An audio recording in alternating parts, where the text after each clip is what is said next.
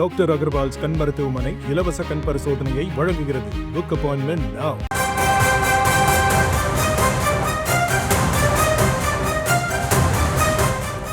அண்மை செய்தியை பார்த்து வருகிறோம்.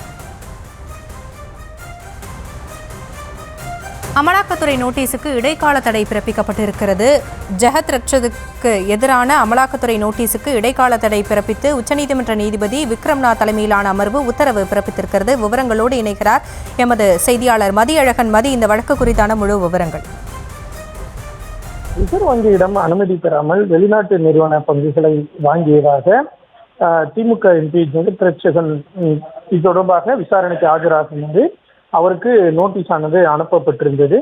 இந்த நோட்டீஸை ரத்து செய்யக்கோரி ஜெகத் ரட்சகன் சார்பில் உச்சநீதிமன்றத்தில் மனு தாக்கல் செய்யப்பட்டிருந்தது. இந்த மனு நீதிபதி விக்ரம்நாத் தலைமையிலான அமர்வில் விசாரணைக்கு வந்த பொழுது இந்த வழக்கை விசாரித்த நீதிபதிகள் இந்த விவகாரத்தில் ஜெகத் ரட்சகனுக்கு அமலாக்கத்துறை அனுப்பிய நோட்டீஸுக்கு இடைக்கால தடை விதித்தனர். மேலும் இந்த மனு குறித்து அமலாக்கத்துறை பதிலளிக்க உத்தரவிட்டு வழக்கை ஒத்திவைத்தனர்.